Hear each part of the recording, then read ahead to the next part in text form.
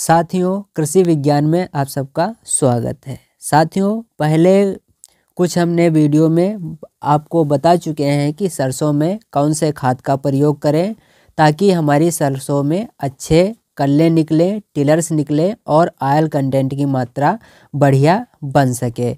इसके अलावा अगर हमारी फसल में अच्छी तरीके से टिलर्स बन चुके हैं और ऑयल कंटेंट की मात्रा हमारे फसल में बननी अभी बाकी है, तो उसके लिए क्या करना होगा। अगर हम आगे अपनी फसल को रोगों से नहीं बचाएंगे और कीटों से नहीं बचाएंगे तो जो हमारी फसल में फलियां बनना चाहिए, अच्छा उत्पादन होना चाहिए, वो नहीं हो पाएगा।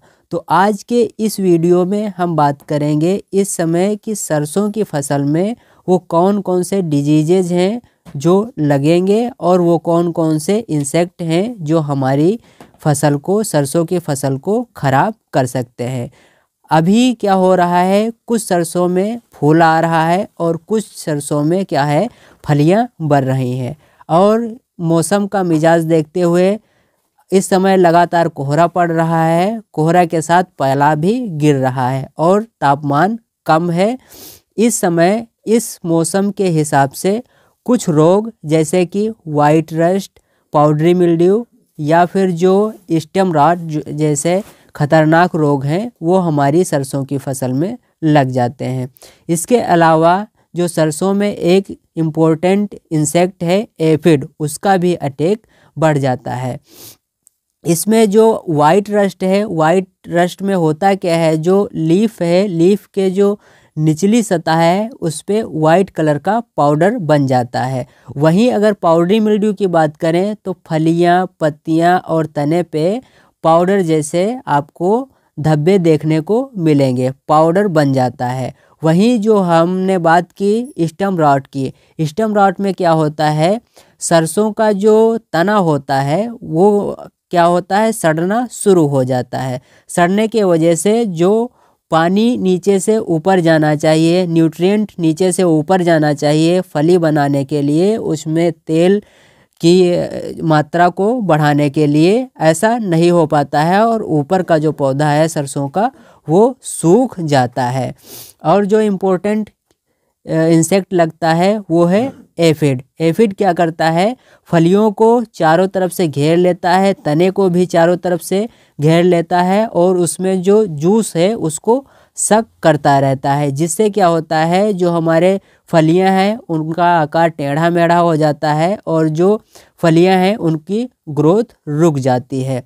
तो इस प्रकार हमने आपको बताया कि कौन कौन से डिजीजेज हैं जो हमारे सरसों की फील्ड में लगते हैं। तो सबसे पहले हम बात करेंगे कि जो डिजीजेज हैं उनको कंट्रोल करने के लिए हम क्या करेंगे।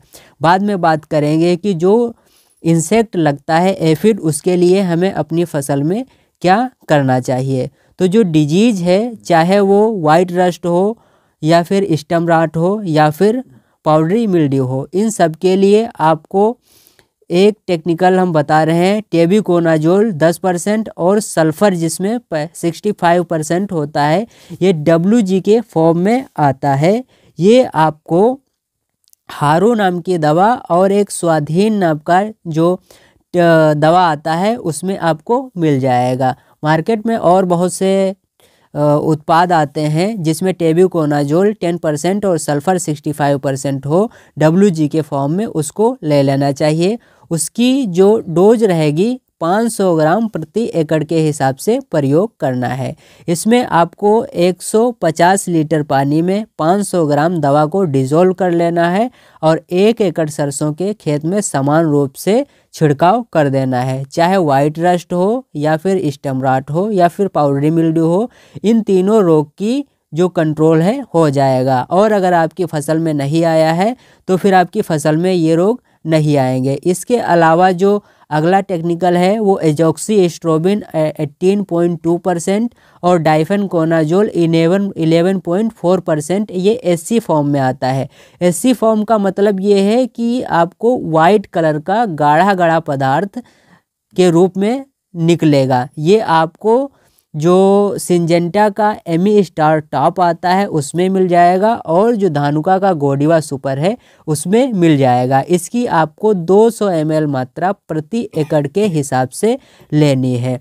पानी कितना लेना है आपको? लगभग 140 से 150 लीटर पानी की मात्रा लेना है, और उसमें 200 ml दवा को घोलकर पूरे 1 एकड़ सरसों के फील्ड में छिड़काव करना है। इस प्रकार से जो हमने रोग बताया, जो डेंजर डिजीजेस थे हमारे, white rust, powdery mildew, stem rot, सभी का कंट्रोल अच्छी तरीके से हो जाएगा। अब बात करते हैं जो हमने आपको बताया एक इम्पोर्टेंट इंसेक्ट के बारे में, जो कि एफिड है। एफिड को कंट्रोल करने के लिए 2 दवा आपको बताएंगे, जो 2 में से कोई एक दवा आपको प्रयोग करना है, उससे आपका जो माहू एफिड की समस्या है वो पूरी तरफ से ख़त्म हो जाएगा। पहला जो टेक्निकल है वो इमिडाक्लोप्रिड है।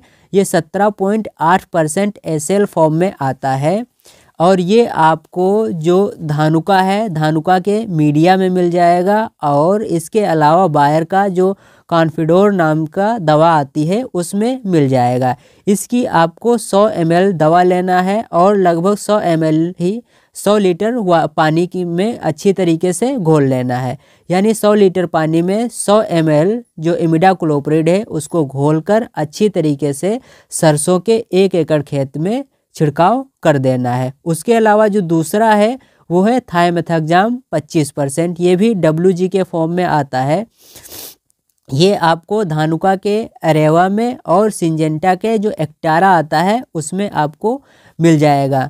ये WG के फॉर्म में आता है, यानी कि ऐसे दाने होंगे जो पानी में आसानी से घुल जाएंगे। इसकी आपको मात्रा लेना है 100 ग्राम, यानी 100 ग्राम थाइमेथाक्साम को 100 लीटर पानी में घोलकर 1 एकड़ क्षेत्र में आपको पूरे अच्छी तरीके से स्प्रे कर देना है। अगर आप मिलाना चाहते हैं तो ऊपर जो हमने 2 दवाएं बताई, जैसे पहले हमने आपको बताया टेब्यूकोनाजोल प्लस सल्फर, उसमें चाहे आप इमिडाक्लोप्रिड मिला लें या थाइमेथाक्साम मिला लें, दोनों में से कोई एक को मिला लें और लगभग 150 लीटर पानी में इसको घोल के स्प्रे कर दें। या फिर जो हमने नीचे बताया आपको दूसरे नंबर पे एजॉक्सीस्ट्रोबिन प्लस डाइफेनकोनाजोल, वो लेकर उसमें चाहे इमिडाक्लोप्रिड मिला लें एफिड के लिए या थाइमेथाक्साम मिला लें, दोनों में से कोई एक मिला लें और 130 लीटर पानी में अच्छी तरीके से मिलाकर आप स्प्रे कर सकते हैं। अब एक समस्या आती है कि बहुत से लोगों के पास जो ट्रैक्टर ऑपरेटेड जो स्प्रेयर मशीन है वो होती है, लेकिन बहुत सारे किसानों के पास जो हमारी हाथ वाली टंकी या बैटरी वाली टंकी आती है वो होती है। किसी में 16 लीटर पानी आता है, किसी में 20 लीटर पानी आता है, किसी में 25 लीटर पानी आता है। तो जो हमने दवा बताई और जो हमने पानी की मात्रा बताई, आपको करना क्या है, जैसे आपके पास 16 लीटर वाली टंकी है तो आपको पानी जो हमने बताया उसको 16 से भाग कर देना है। आपको पता चल जाएगा कि कितनी टंकी हमारी बनेगी।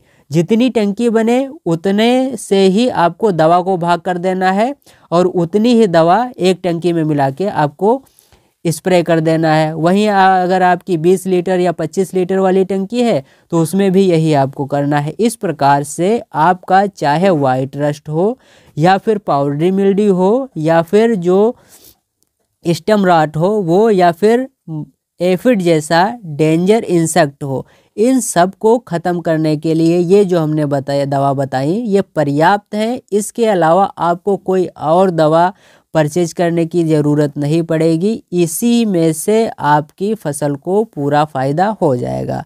अगर आपको वीडियो अच्छा लगा है तो हमारे वीडियो को लाइक कीजिए और किसान भाइयों में इसको शेयर कीजिए। साथियों, अगर चैनल पर नए हैं तो चैनल को सब्सक्राइब कर बेल आइकन दबाएं। हमें दीजिए इजाज़त। Thank you very much.